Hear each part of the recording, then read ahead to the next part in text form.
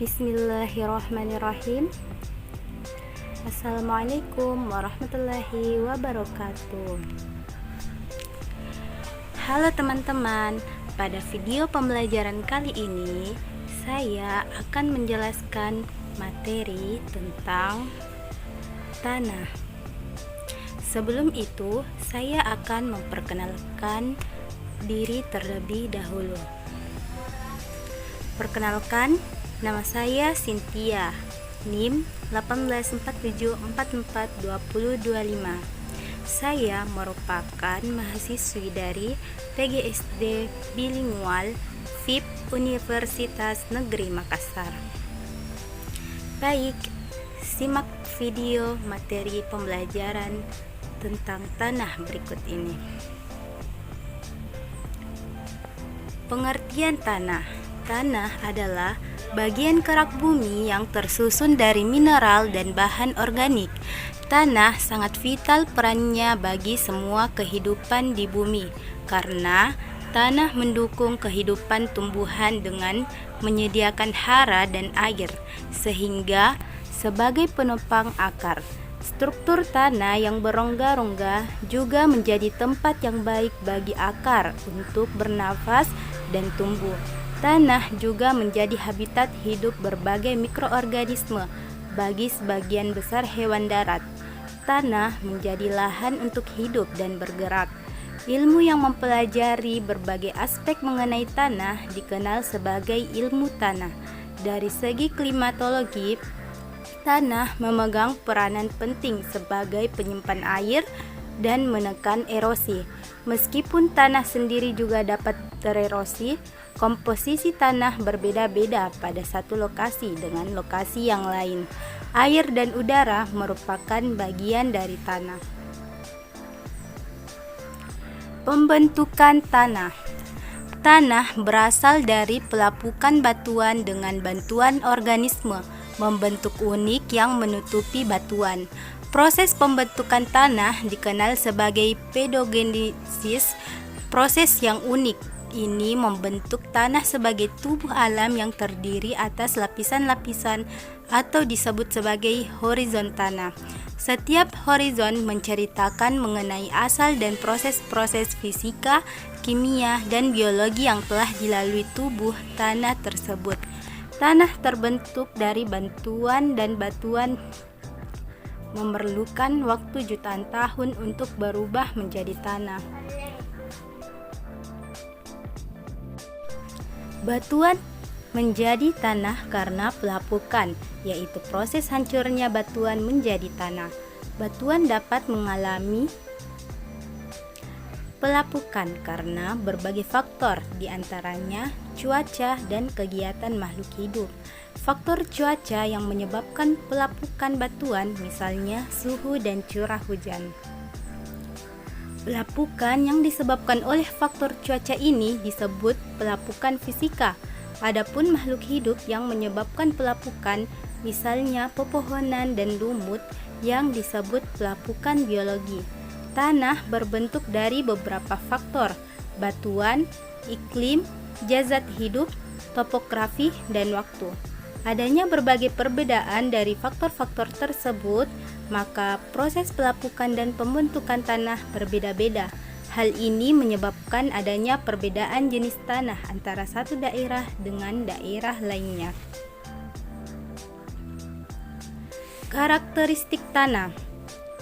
Tanah organik dapat ditanami karena memiliki sifat fisik gembur atau sarang, sehingga mampu menyimpan air. Namun karena memiliki keasaman tinggi, sebagian besar tanaman pangan akan memberikan hasil terbatas dan di bawah capaian optimum. Tanah non-organik didominasi oleh mineral.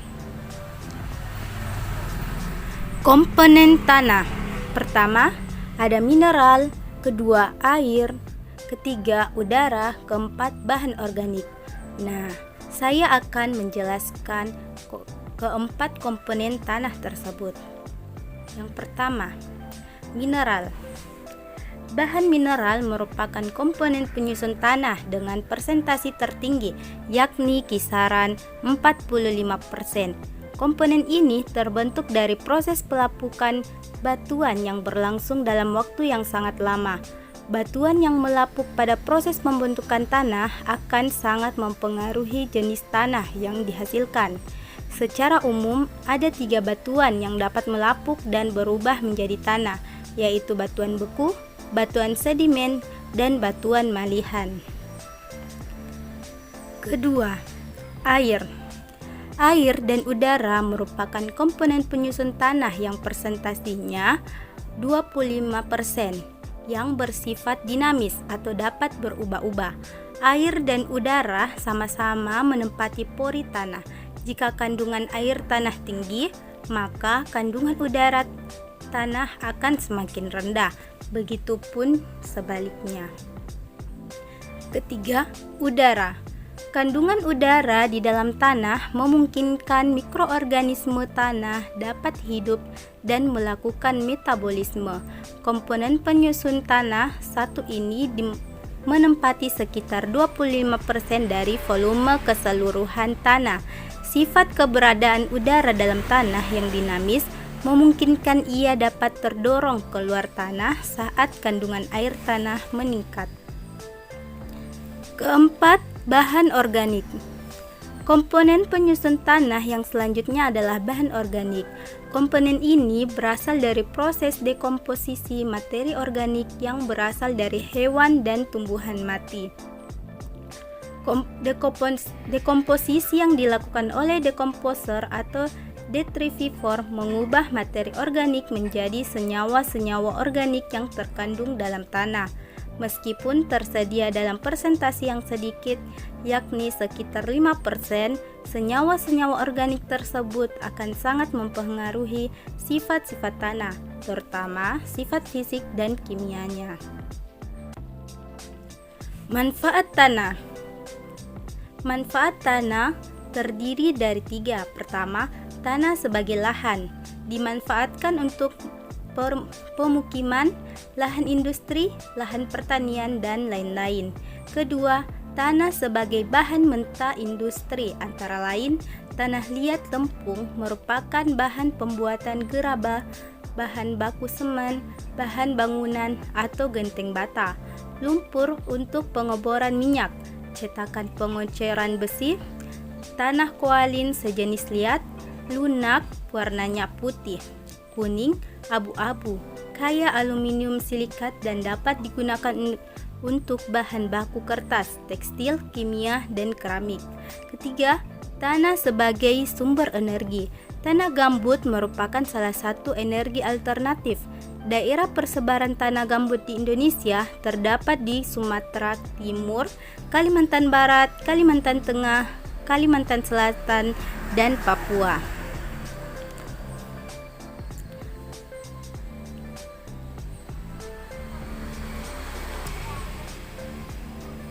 Jenis-jenis persebaran tanah. Pertama, tanah aluvial. Tanah aluvial merupakan jenis tanah yang terjadi karena endapan lumpur, biasanya yang terbawa karena aliran sungai. Tanah ini biasanya ditemukan di bagian hilir karena dibawa dari hulu. Tanah ini biasanya berwarna coklat hingga kelabu. Kedua, tanah andosol. Tanah andosol merupakan salah satu jenis tanah vulkanik terbentuk karena adanya proses vulkanisme pada gunung berapi. Tanah ini sangat subur dan baik untuk tanaman.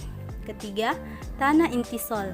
Tanah intisol merupakan saudara dari tanah andosol, namun biasanya merupakan pelapukan dari material yang dikeluarkan oleh letusan gunung berapi seperti debu, pasir, lahar, dan lapilli. Keempat, tanah grumusol. Tanah grumusol terbentuk dari pelapukan batuan kapur dan tufa vulkanik. Kandungan organik di dalamnya rendah karena dari batuan kapur, jadi dapat disimpulkan tanah ini tidak subur dan tidak cocok untuk ditanami tanaman. Kelima, tanah humus. Tanah humus merupakan tanah yang terbentuk dari pelapukan tumbuh-tumbuhan, mengandung banyak unsur hara dan mineral, dan sangat subur. Keenam, Tanah laterit. Tanah laterit memiliki warna bata karena mengandung banyak zat besi dan aluminium. Di Indonesia sendiri, tanah ini sepertinya cukup familiar di berbagai daerah, terutama di daerah desa dan perkampungan. Kelima, tanah litosol. Tanah litosol merupakan tanah yang baru mengalami perkembangan dan merupakan tanah yang masih muda, terbentuk dari adanya perubahan iklim, topografi, dan adanya vulkanisme. Keenam, tanah inceptisol. Tanah inceptol terbentuk dari batuan sedimen atau metamorf dengan warna agak kecoklatan dan kehitaman, serta campuran yang agak keabu-abuan. Tanah ini juga dapat menopang pembentukan hutan yang asri. Kedelapan, tanah latosol. Jenis tanah ini juga salah satu yang terdapat di Indonesia. Tanah ini terbentuk dari pelapukan batuan sedimen dan metamorf. Lapisan tanah. Berikut merupakan gambar dari lapisan tanah. Lapisan tanah disebut juga sebagai horizon atau horizon line. Secara umum, lapisan horizon tanah dibedakan dalam 5 lapisan utama. Untuk mengetahui lebih jelasnya, berikut ada 5 lapisan horizon tanah. Horizon O. Lapisan tanah yang mengandung materi organik ini memiliki ketebalan hanya beberapa sentimeter dari permukaan. Lapisan organik tersebut sangat kaya akan humus penyuburan tanah. Ciri khas dari horizon O adalah warnanya yang gelap, coklat sampai kehitaman, dan terdiri dari sisa makhluk hidup seperti ranting dan daun yang membusuk. Horizon A. Horizon A merupakan lapisan tanah bagian atas dan sering disebut topsoil. Lapisan ini memiliki rata-rata ketebalan antara 20 hingga 30 cm. Horizon A memiliki relatif subur jika dibandingkan dengan lapisan lain di bawahnya. Lapisan ini juga dikenal sebagai zona eluviasi, yaitu tempat pencucian partikel-partikel tanah oleh air hujan. Horizon B. Horizon B adalah lapisan tanah yang sering disebut subsoil. Lapisan ini merupakan zona eluviasi, yakni tempat pengendapan partikel tanah yang mengalami pencucian dan terlarut di dalam air dari horizon A. Horizon C. Lapisan ini juga sering dikenal sebagai zona regolit, yaitu lapisan batuan dasar yang mulai mengalami penghancuran dan pelapukan. Horizon D merupakan lapisan batuan induk yang masih utuh dan belum mengalami proses pelapukan. Thanks for watching. Itulah tadi materi mengenai tanah. Kurang dan lebihnya mohon dimaafkan. Wabillahi taufiq wal hidayah. Wassalamualaikum warahmatullahi wabarakatuh. Sampai jumpa.